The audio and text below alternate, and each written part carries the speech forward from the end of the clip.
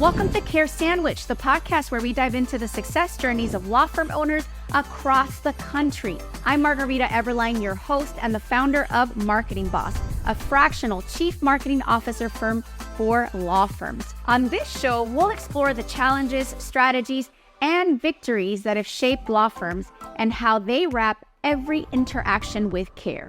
Because we believe that caring isn't just a value, it's a strategy for success. So grab your favorite sandwich, sit back, and let's dig into a conversation filled with insight, inspiration, and of course, a lot of care. Hello, everyone. Welcome to another episode of Care Sandwich. I have Roger Orlando, and he is going to tell us all about himself, his law firm, and how he's been making trouble in Atlanta for over 30 years now. Roger, tell us about yourself, about your law firm, and what mission in life you're on right now. Well, it's been almost 40 years now, 4 decades of practicing Oh my goodness. law. You started when you were 10. That's illegal, Roger. Yeah, that's about true. Prodigy. But I've been practicing going on 39 years now. And the first decade I practiced representing insurance companies, and I turned my soul around, and now I represent injured individuals in any type of case involving injury, whether it's a bus, truck, auto crash, products liability, failed machine, something of that nature, pharmaceutical liability, medical device liability, so bad drugs or bad things in your body that cause you injury or on-the-job injuries. That's what I do, and I've been doing it a long time. So was there something specific that you experienced that brought you to switch to the good side, to the nice side? To take off my black hat and put on my white sheriff's hat. Yeah, it's funny. I worked for an insurance defense firm in downtown Atlanta, and I just been shooting down people in need because of injuries, things like that, or limiting their recovery. That was my job. And to this day, I don't feel bad about people whose job it is, because the insurance companies or the other side, it definitely needs representation. But I was driving on the connector downtown in stop and go traffic, and I remember I had a bright red little, I couldn't tell you the year, Nissan Pulsar, and a gentleman hit me from behind. Didn't stop in time. Was probably distracted, something of that nature. And I got out. I looked, and there was this tiny little dent, no damage to his property. And I said, just go, thank you, sorry about that, And within about 4 to 6 hours, I found myself with my wife in the emergency room, not understanding how that tiny tap could have caused some pretty extreme and concerning neck pain. And right then I had my soul-searching moment, and very soon thereafter I changed sides. Because before that, you were the person at the insurance company questioning how, based on the damage to the car, somebody supposedly that hurt, and then you lived it. Yeah, I would have the picture of the property damage as an insurance defense lawyer saying, ladies and gentlemen of the jury, use your common sense. Does that equate to everything you've heard from the stand? And now, from the other side, for the past 29 years, I have an egg carton, an empty egg carton. And I say, when I was young, and this is a true story, frankly, my mother would teach me how to grocery shop. Mm-hmm. And I would accompany her to the A&P or whatever it was at the time. And I tell the jury, I don't know about you, but my mother taught me, you look at the carton, there's no damage. You still have to open the carton and turn every single egg. And if one sticks, that means it was cracked and broken, and it's not a good carton to purchase. Even though there's no damage to the outside, what we learned from that example, ladies and gentlemen of the jury, is that force transfers.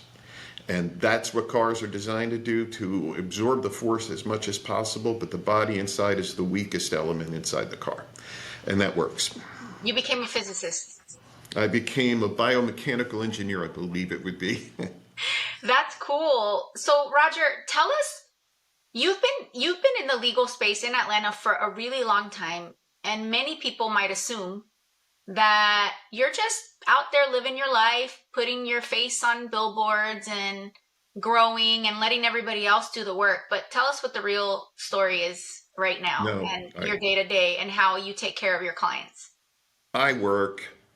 I work every moment I'm not asleep. I always have this in my hand.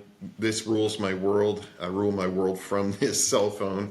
I have a couple cell phones because I have a government cell phone from a different job, but seriously injured clients get this number. See, I'm constantly That's a big monitoring. deal. Let's see. Did you just get a message while we were on this? I did. Wow. Oh, I get it. I see what that is. It's for my other job. Gotcha. It's so I work through emails. I work constantly. You're a lawyer I work. first. Oh yeah, absolutely. And I don't see myself stopping for quite some time yet. And Roger, your law firm has been around for some time, and I think it's great that you're still involved in your cases, but a lot of people might say, I'm talking law firm owners, that's not scalable. How do you grow a company when you're operating? Explain to us what the value is for you and why that's still so important to you when really, if you wanted to, you could work yourself out of a job. Yeah, absolutely. But reputation and visibility are very important to grow. Now, I make the promise to everyone that if you want me to be the actual lawyer that represents you, I'm fine with that. And in some cases, the litigation is so complex that I have to be the one because I have the experience with it from both sides. So if I get a lot of cases coming in, I hire another lawyer. And that other lawyer, I don't want to say babysits, but does the grunt work on putting that case together, always under my supervision. And I meet with all my lawyers and paralegals regularly. So that's the way I've been able to scale. Sometimes I scale back, sometimes I scale up. It depends on the need and those who trust and believe in me that they want the best help possible.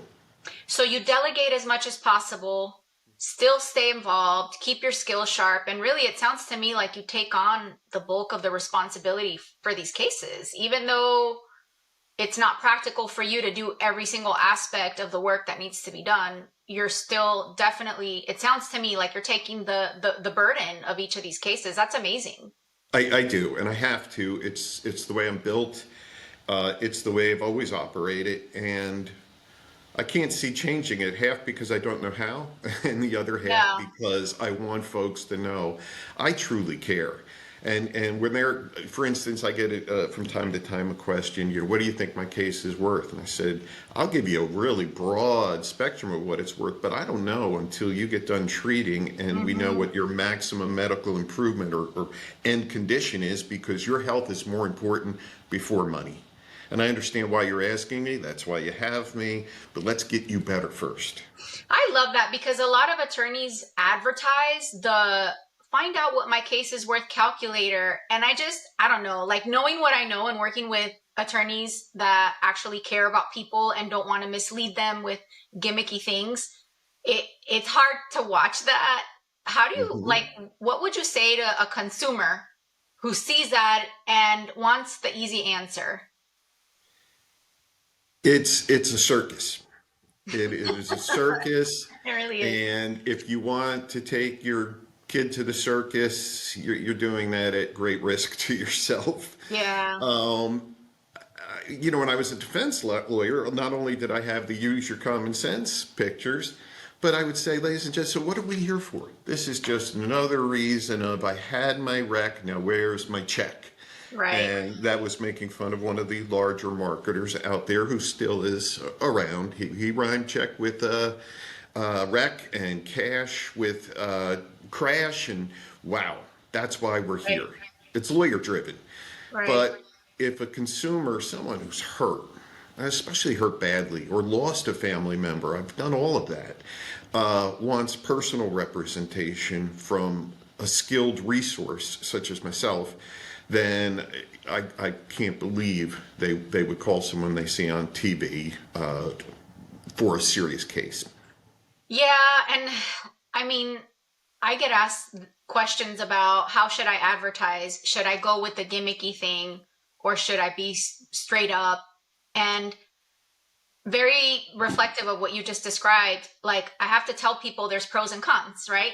Mhm. The pro is when you go gimmicky, yeah, it's sticky and you're going to get a pretty decent volume and you might even get some momentum, especially on social media and things like that, that are like, they love all that stuff. But then you have to weigh that against what sort of people are you going to be attracting? Are you going to be attracting that nightmare client that wants $500,000 for a fender bender where the insurance policy limit was $25,000, right? And there was no So, or do But you, yeah. well, you mentioned earlier about billboards and me, and of course social media and me either, which I just do halfway for fun just to see how creative I can be. Yeah. I got my grandson program going on now. Call my Yeah. grandfather if you need, Right. But I get calls from people who genuinely sound and appear injured from an auto collision, and they like what they hear from me because I don't butter them up. I don't give them high numbers and expectations in order that they'll think, oh, he's a fighter. I am. But what I do, if they ask me to match the 25% lawyer, I said, listen, write down my name and phone number again just to make sure you have it. Go with the 25% Vaya lawyer, con get what Dios. you pay for, and call me back when that doesn't work out or you don't get return phone calls, something like that. Yeah. Yeah. You almost feel bad for consumers that don't know any better, honestly. I mean, I do. I'm not an attorney, but people know that I work with attorneys and I actually get calls, emails, text messages all the time. Do Yeah. you know an estate attorney? Do you know this attorney? Do you know that attorney? And I try because I like to think I'm a responsible person. I try to educate them before I even refer them to anybody. I try to educate them about the practice area and what sort of attorney they need as much as I can as a marketer and help them understand how to cut through the noise in marketing because yeah, it's tough to be a consumer. If you're not in this space, you can get carried away by the easy answers. And the easy answers are very attractive when you're in a desperate state. We do a lot of training at Marketing Boss on sales and intake, and we talk Mhm. about the traumatized brain. The traumatized brain that calls a lawyer's office has all this adrenaline and all this like conflicting emotions and thoughts. It's like they want help, but then they don't trust. And there's all this stuff going on. And it's hard to really talk to them in a logical way and explain and really get across to them what they need without addressing like the chaos. And But in a way, the marketing plays to that, right? Because if you are in shock because you've just been hit or you were at the biolab, that exploded, you're just thinking like, I don't know what I need, but I need help. And it, it's messy. and those mass marketers really take advantage of that. They know that psychology and their intake personnel are trained. I just saw on social media that it had been 10 years since a young lady passed in a car accident. And she was married to a preacher who has become a good friend and a reference of mine since. Mm. So I saw that anniversary. But one thing I always remembered from him, because I said, how can I express that I'm more empathetic or sympathetic to my clients when they're hurt or a family member's hurt? And what he taught me You asked was, the client that? That's amazing. yeah, because he was a Wow. preacher and he was a great guy and he was very patient to deal with. And he was traumatized. He just lost his wife. Yeah. And his advice to me was, especially during your first conversation or meeting, listen more than you try and offer condolences or advice. Just listen and let them say what they want to say to get out that emotion, and then your empathy can start in there to try and make Yeah. their lives better. I love that. And by the way, kudos to you because I don't know very many attorneys that are wanting to know how to best connect and how to best be empathetic. it's almost like not on people's radar Well, until it affects their bottom line. And then they're like, oh, this matters. Okay, let's take empathy training. But well, I want to connect with my clients, and I want their injury cases to be she and I or he and I side by side battling together, rather than a client being suspicious of me or asking questions or not getting calls back from me.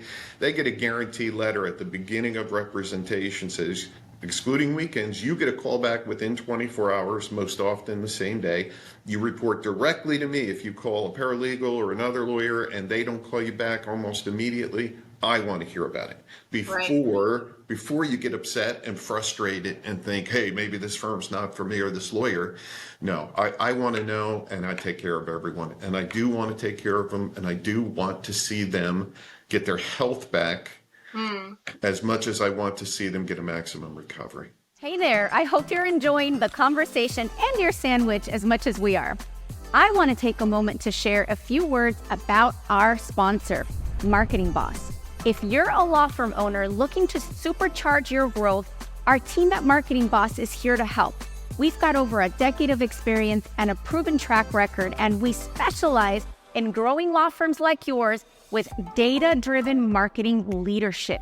So if you own a law firm and you're ready to get a predictable, steady flow of cases from your marketing, let's connect at marketing-boss.com. Yeah, and to expand on the scenario that you mentioned in that dynamic, we teach in Connect Convert that if you're getting a lot of questions, it's because at some point you didn't build trust.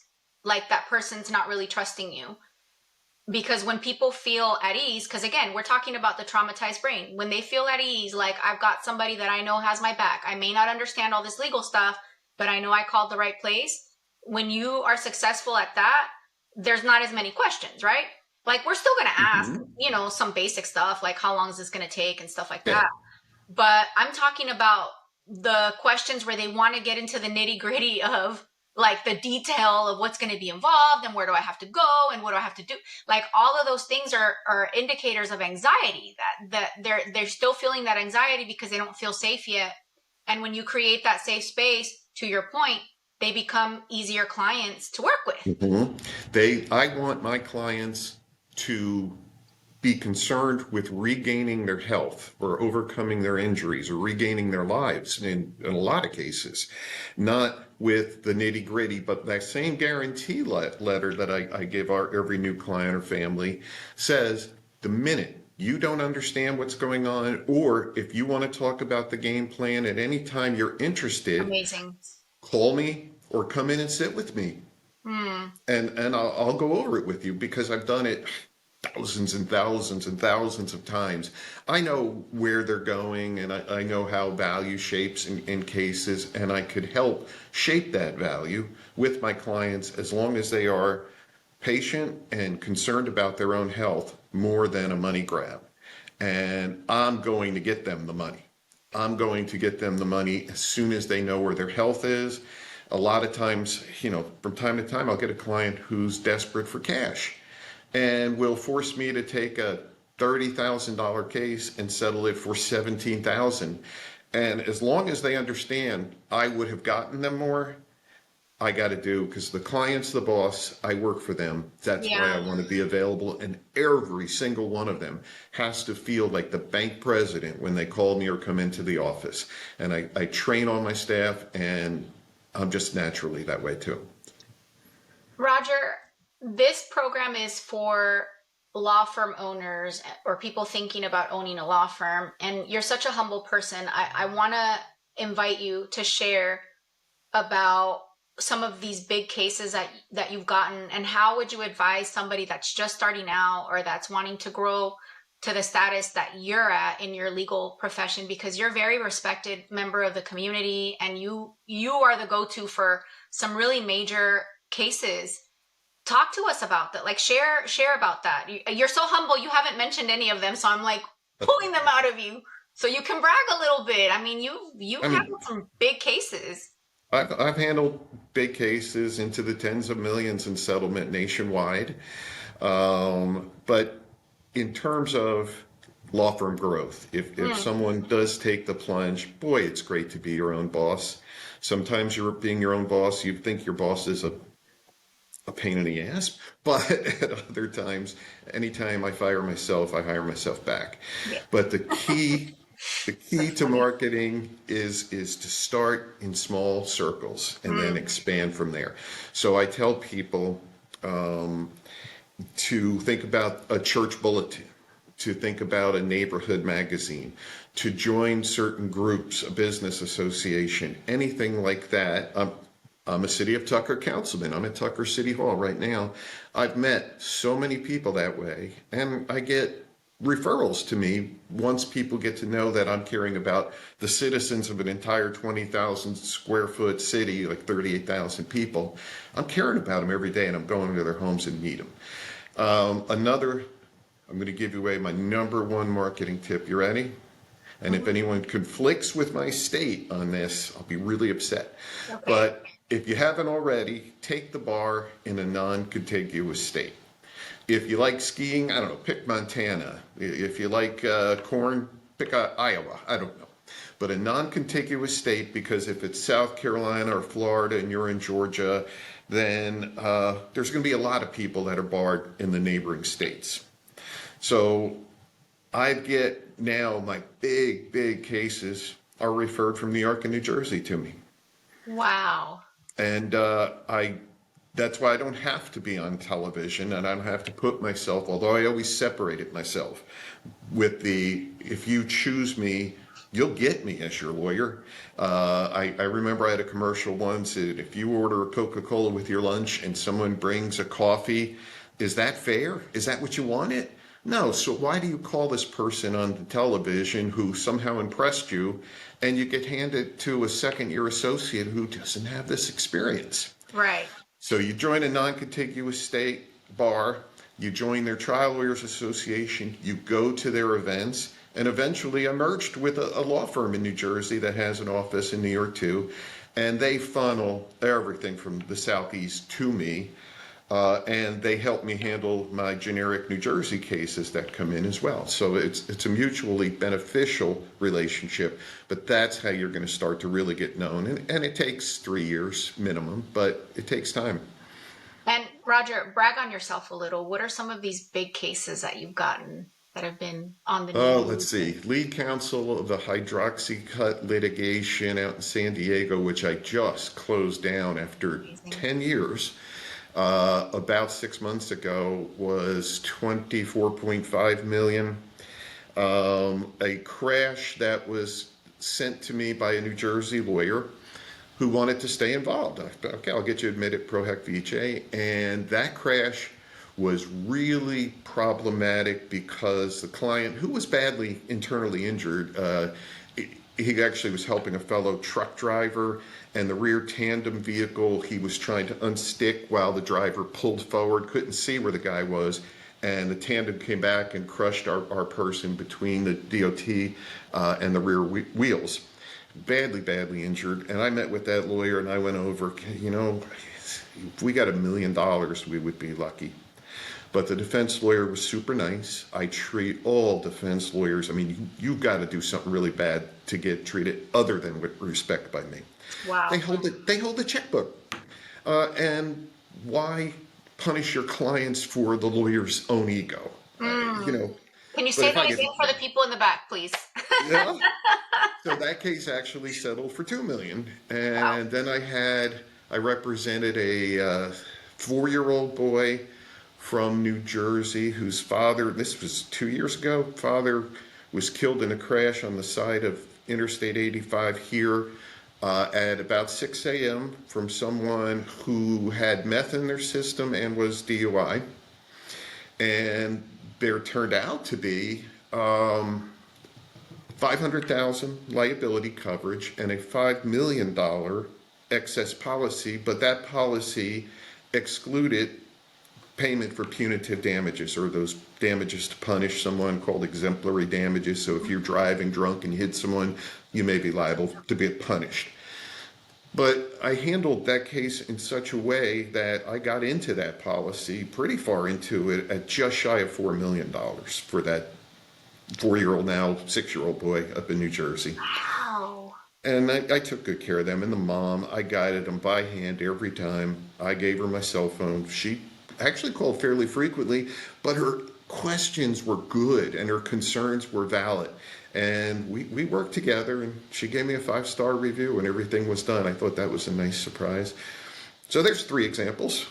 That's There are amazing. many more. There are many more. No, I mean, yeah, I know you have a lot of experience, and I think a lot of people take for granted when they don't know you, they don't know your work, that maybe you're just like all the other attorneys that are out there chasing soft tissue fender benders and wanting volume. And, I appreciate you sharing that, because I think that's a distinguishing factor. Like, when you have a serious case and you need a serious attorney, the sort of experience that you described, the compassion, the care, the connection, the commitment, like, to me, that's the key. The commitment, the personal commitment that you have is what makes the difference. And I'm also appreciating that you've had a successful law firm for a really long time, because there are a lot of people out there that argue with me, and I'm not an attorney, so I can only argue back so much, that if you care too much, your business is going to suffer. And I just don't subscribe to that, because I see and I know attorneys like you firsthand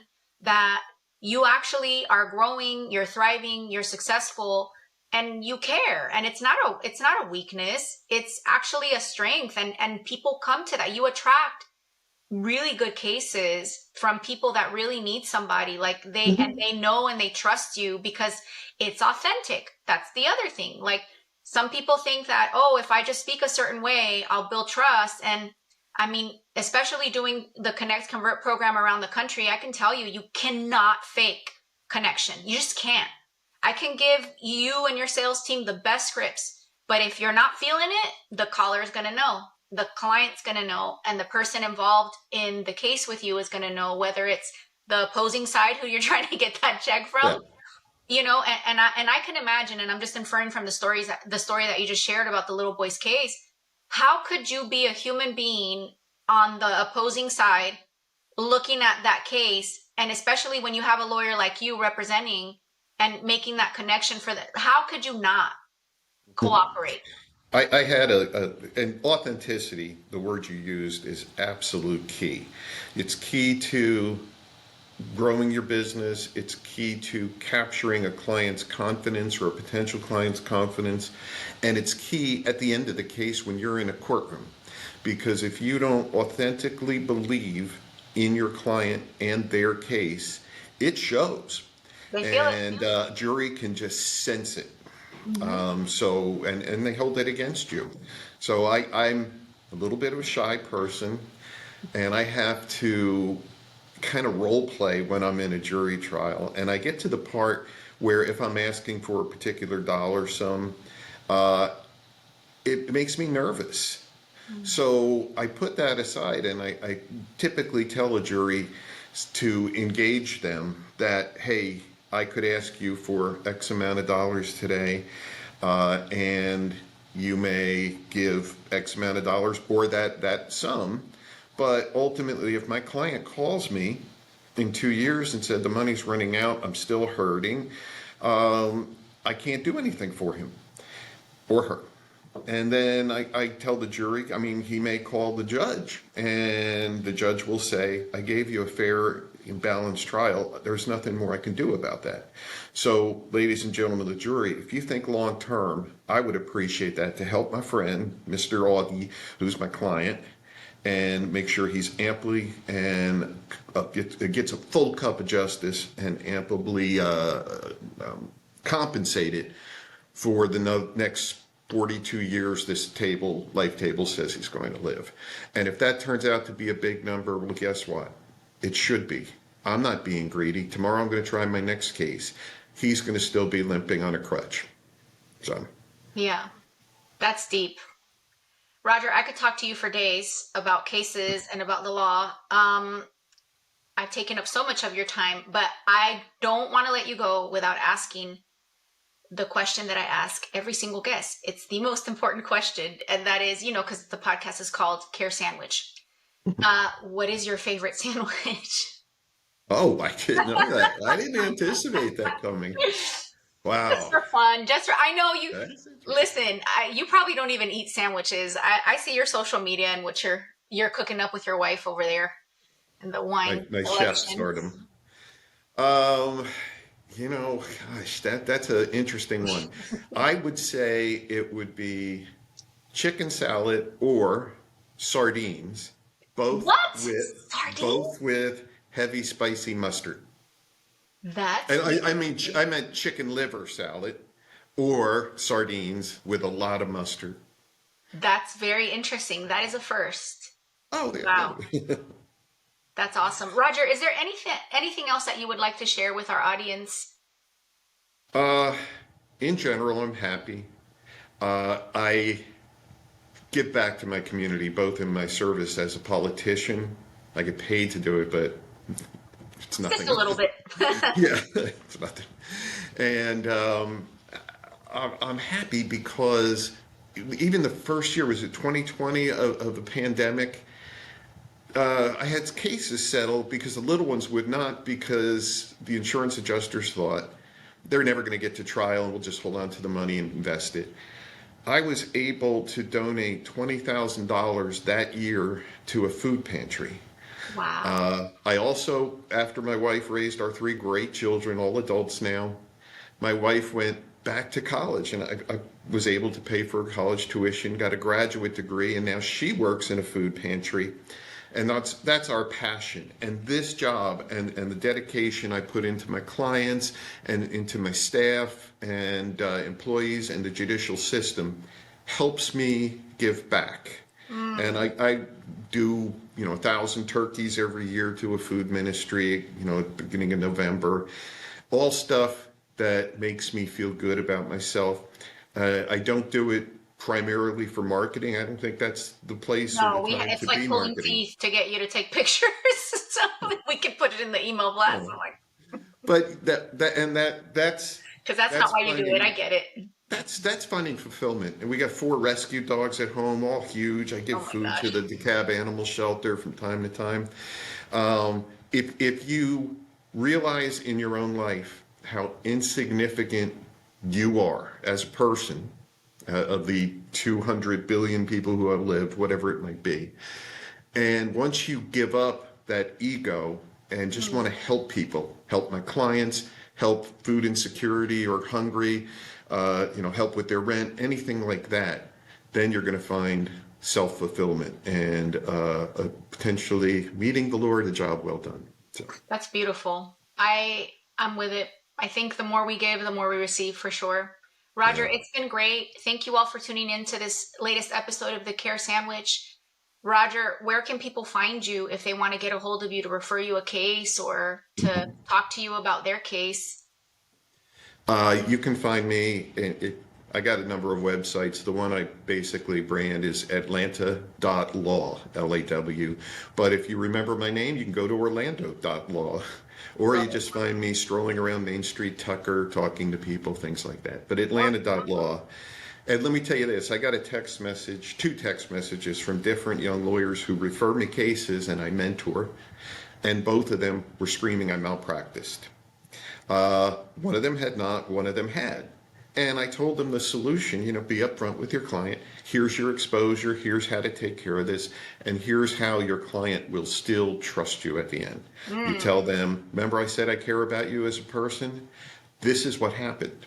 And here's what I want to do about it. So yeah, I get a lot of referrals from younger lawyers or lawyers in a different practice field, like criminal law, things of that nature. And that is, the trust is an honor to me. So that also is a fulfilling portion of my life. But atlanta.law is the answer.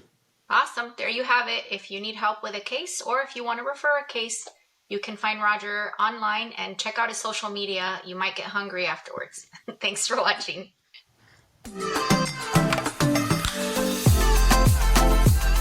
Thank you for joining us on this episode of Care Sandwich.